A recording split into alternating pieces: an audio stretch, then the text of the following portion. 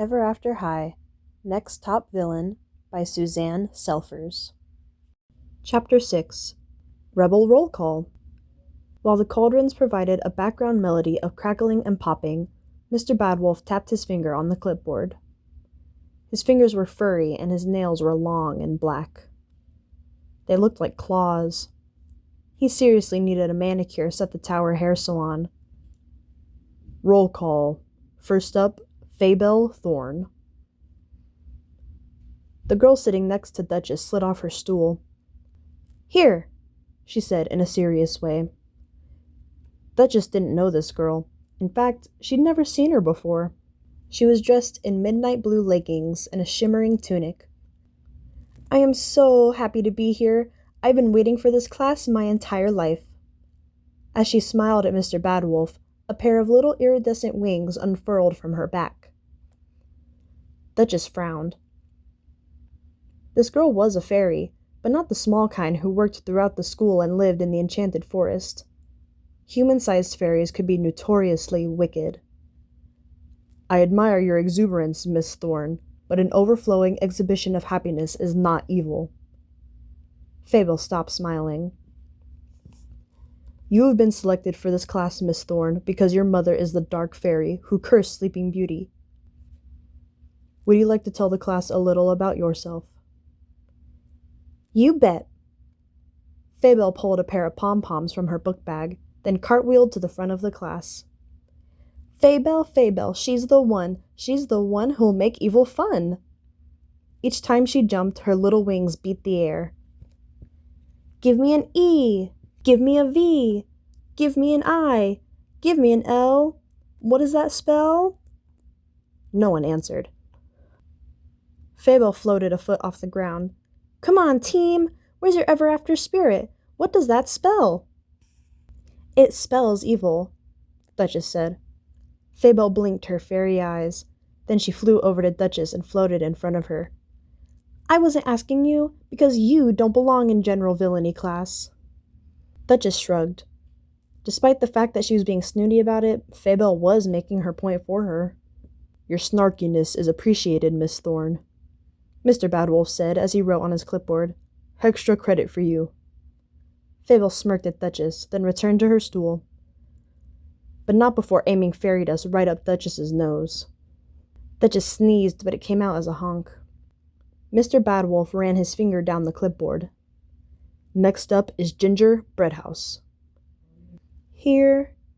Ginger stood and waved to everyone. Her pink hair was tied into ponytails, and all the embellishments on her dress made her look like a decorated cookie. "Ginger has been selected for this class because her mother is the candy witch who tried to eat Hansel and Gretel. Would you like to tell the class a little about yourself?" Everyone already knew Ginger. She had a mirrorcast show called Spell's Kitchen, during which she made fabulous desserts. Ginger walked to the front of the class, a box tied with yellow ribbon in her hands. "I just want you to know that even though my mom tried to eat some kids, I would never do that." Her eyes twinkled behind her pink glasses. "I'd love to cook, but none of my recipes call for boys or girls." She tugged on the yellow ribbon, then opened the box. The scent of pure deliciousness filled the air. Sweet and cinnamon spicy, it was a welcome relief from the weird cauldron odors. "I baked these for everyone. They are miniature cinnamon trolls." She handed one to Mr. Badwolf. White icing dripped off the troll-shaped pastry. He wolfed it down in one bite, then smacked his lips. "Even though it contains no raw meat, it was delicious," he reported. Ginger smiled proudly. "However, delicious is not evil," Mr. Badwolf wrote on the clipboard. "I am very disappointed in you, Miss Breadhouse. Next time you bring treats for the class, I suggest they be poisonous. You get a DG for the first day." "What's a DG?" Duchess asked. They didn't have that grade in other classes. "DG stands for do-gooder," Mr. Badwolf said. "DG is the worst grade you can get in general villainy. Some would argue that it is even worse than a fairy fail grade." He grabbed another troll. With a confused look on her face, Ginger returned to her stool. "Next up, we have Lizzie Hartz," Mr. Badwolf said. "Here." Lizzie had been feeding Truffle a piece of cinnamon troll. Ms. Hearts was chosen because she is the daughter of the notorious Queen of Hearts. I have great expectations for her, but I have heard a rumor that she's been trying to control her temper. Is this true, Miss Hearts?" "Yes," Lizzie replied. Mr. Badwolf raised his bushy eyebrows. "I mean, no." She jumped from her stool. "I would never try to control my temper. Someone is spreading fables, and that makes me feel very, very angry." She kicked over her stool. Her face turned as red as her shoes. It was a brilliant tantrum, but Duchess knew the truth. Lizzie wanted to be an angry queen as much as Duchess wanted to be a permanent swan. "Most excellent," Mr. Badwolf said as he wrote on the clipboard. Lizzie grabbed the stool, uprighted it, and sat back down. As she dabbed sweat from her upper lip, she gave Duchess a questioning look. She'd played her role, but what would Duchess do? Next up is Sparrow Hood. Sparrow sat slouched on his stool, a guitar leaning against his leg. He was dressed in mossy forest colors. His studded vest matched his studded boots. His chestnut hair hung over his eyes, which were closed. "Sparrow," Lizzie nudged him. He bolted upright. "Dude, I was trying to sleep." Mr. Badwolf tapped his long nails on the desk. "Mr. Hood, villains do not sleep. Villains disrupt the sleep of others. Keep that in mind." Sparrow yawned, then scratched his soul patch. "Haven't you heard of chillin' like a villain? I was up all night practicing my riffs." Sparrow was the lead singer and guitarist in a band called the Merry Men. Mr. Badwolf growled, "Your riffs will not earn you an A in this class, Mr. Hood." "Total bummer. Well, maybe I don't want to earn an A," Sparrow said with a shrug. "Why am I here, anyway? My old man wasn't evil."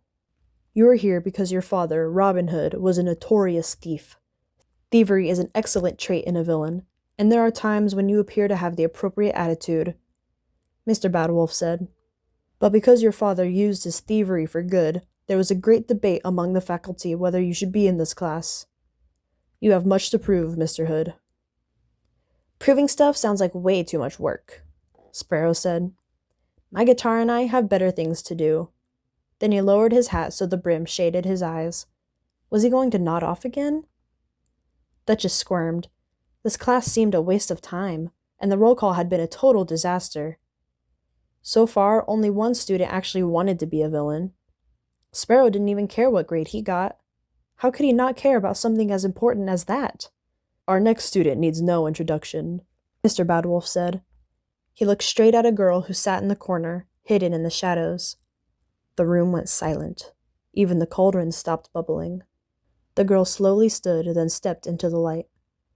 She was tall and imposing, with ebony hair that cascaded down her back.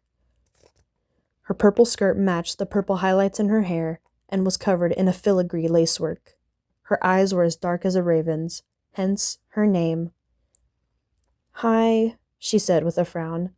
"Well, I'm sure we all know why I'm in this class." Raven Queen was the daughter of the infamous sorceress, the Evil Queen, who tormented royals from one kingdom to the next, including Snow White. Raven's mother was so evil that she went beyond her own story and invaded Wonderland, infecting its madness. And that was the reason why Lizzie hadn't been home in a very long time. But Raven Queen had recently become notorious for something that had nothing to do with her mother.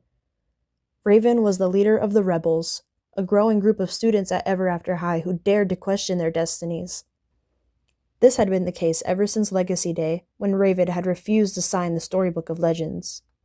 It was normal to ask questions about the future. Duchess asked plenty of questions, but she did this privately, in her diary. To be a royal meant to have pride in one's heritage and to take one's role seriously. The rebels didn't seem to care about tradition. They chose to act in ways that went against their destinies. But if they didn't live out their destinies, their stories might disappear forever after, which affected everyone. Raven had refused to sign her name in the Storybook of Legends on Legacy Day. This had never happened before. Never. And now all kinds of characters thought they could be free to live whatever life they pleased. Raven was to blame. She was selfish, in Duchess's opinion. Raven shouldn't be in this class, Fable said loudly. She'd taken the words right out of Duchess's mouth. She doesn't have the right to be a villain anymore. Raven didn't defend herself. She stood with her shoulders slouched, as if she carried the burden of her family legacy on her back. I guess there's no use in asking for a transfer. If she gets a transfer, then I should get one too, Duchess said. There will be no transfers, Mr. Badwolf barked. Despite Miss Queen's recent decision that led to a rebellious uprising. Hey, I'm not leading an uprising, Raven insisted. I'm not telling other people what to do. If they choose to question their destinies, then that's their decision. Duchess sneered again. Maybe Raven wasn't giving speeches about rebelling, but she was leading by example, and actions were more powerful than words. The fur on the back of Mr. Badwolf's neck bristled. Don't huff and puff at me, he told Raven. The facts are indisputable. You carry more evil in your bloodline than the rest of the students combined. The faculty and the headmaster are hopeful that you will change your mind and embrace your destiny. He pointed to a large wooden sign that hung on the wall. Thou shalt not stray from thy story. After a long, heavy sigh, Raven slid back into the shadows. Mr. Badwolf picked up the clipboard and read, The last student on the list is Duchess Swan.